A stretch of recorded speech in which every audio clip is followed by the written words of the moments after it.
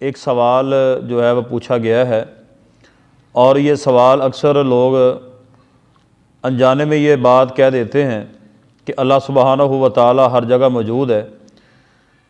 پوچھا گیا ہے کہ کیا اللہ تعالی ہر جگہ موجود ہے یا نہیں؟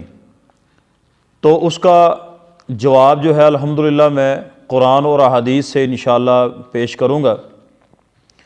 جو احباب میری یہ ویڈیو اور میرے پیغام سن رہے ہیں وہ غور کے ساتھ دلائل کو نوٹ بھی کریں اور اپنا عقیدہ بھی بنائیں، کیونکہ یہ عقائد کا مسئلہ ہے۔ اگر کوئی بندہ یہ کہے کہ اللہ تعالیٰ ہر جگہ موجود ہے تو اس کو آپ نے یہ جواب دینا ہے کہ اللہ سبحانہ و تعالی کا علم جو ہے وہ ہر چیز کو احاطہ کیے ہوئے ہے، اور اللہ سبحانہ و تعالی جو ہیں وہ اپنے عرش کے اوپر مستوی ہیں۔ یعنی اللہ تعالیٰ نے قرآن پاک میں بہت سارے مقامات پر فرمایا ہے۔ میں ایک دلیل آپ کے سامنے پیش کروں گا جو کہ قرآن پاک کا 8واں پارہ ہے اور سورۃ الاعراف ہے۔ اس کی آیت نمبر جو ہے وہ 54 ہے۔ سورۃ اعراف آیت نمبر 54۔ اللہ تعالیٰ نے فرمایا کہ اعوذ باللہ من الشیطان الرجیم، بسم اللہ الرحمن الرحیم، ان ربکم اللہ الذی خلق السماوات والارض فی ستۃ ایام ثم استوی علی العرش۔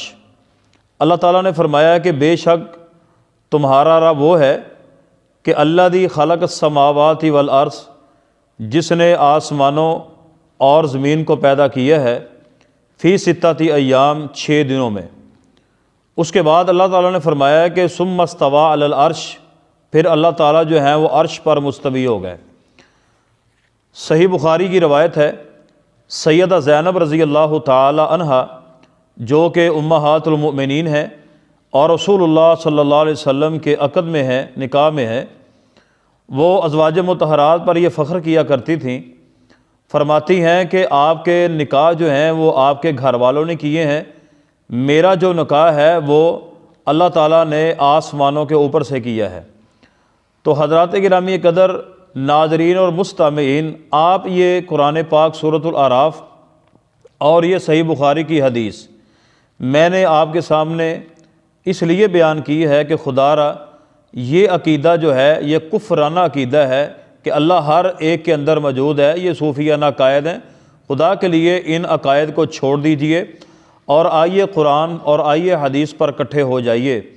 اور ایک صحابی تھے، انہوں نے اپنی لونڈی کو مارا، پھر دل میں خیال پیدا ہوا کیا یہ لونڈی جو ہے یہ قیامت والے دن اللہ تعالیٰ کے سامنے شکایت نہ کر دے؟ تو فرماتے ہیں کہ میں نے اپنی لونڈی کو آزاد کرنے کا ارادہ کر لیا اور میں جناب نبی کریم صلی اللہ علیہ وآلہ وسلم کے پاس آیا اور آگے فرمایا کہ محبوب جی میں اپنی لونڈی کو آزاد کرنا چاہتا ہوں۔ تو نبی علیہ السلام نے فرمایا اس کو میرے پاس لے کے آؤ۔ خیر لے کے آئے تو نبی علیہ السلام نے فرمایا تھا کہ این اللہ، اللہ کہاں ہے؟ اللہ کہاں ہے؟ تو اس لونڈی نے یہ کہا کہ اللہ فی السماء، اللہ تعالیٰ جو ہیں وہ آسمانوں پر ہیں۔ پھر نبی علیہ السلام نے فرمایا کہ میں کون ہوں؟ فرماتی ہیں کہ انت رسول اللہ صلی اللہ علیہ وسلم، آپ اللہ کے سچے رسول ہیں۔ تو اس حدیث سے بھی یہ پتہ چلتا ہے کہ نبی پاک صلی اللہ علیہ وآلہ وسلم نے یہ عقیدہ بنایا تھا اور کہ اللہ سبحانہ و تعالیٰ جو ہیں وہ اپنے عرش کے اوپر مستوی ہیں، یعنی وجود کے اعتبار سے اللہ تعالیٰ اپنے عرش پر مستوی ہے، اور علم کے لحاظ سے اللہ تعالیٰ ہر چیز کا اللہ کے علم نے ہر چیز کو احاطے میں لیا ہوا ہے۔ تو حضرات گرامی قدر، میں آپ کے سامنے یہ دلائل بیان کر رہا ہوں کہ اللہ کہاں ہے، اللہ اپنے عرش پر مستوی ہے۔ اب سوال یہ پیدا ہوتا ہے کہ اللہ تعالیٰ کس طرح مستوی ہے؟ اس کا بڑا ہی خوبصورت جو ہے جواب یہ ہے کہ جس طرح اللہ تعالیٰ کی شان کے لائق ہے اس طرح ہی اللہ تعالیٰ اپنے عرش پر مستوی ہے۔ تو آخر میں پھر میں یہ پیغام دوں گا کہ اللہ وجود کے اعتبار سے اپنے عرش کے اوپر مستوی ہے اور علم اللہ تعالیٰ کا ہر جگہ موجود ہے۔ تو اللہ تعالیٰ ہمیں عقائد صحیح کرنے کی توفیق نصیب فرمائے۔ اگر عقیدہ ٹھیک ہے تو سارے عمل قبول ہیں، اگر عقیدہ غلط ہے تو کوئی عمل اللہ کے ہاں قبول نہیں ہوگا۔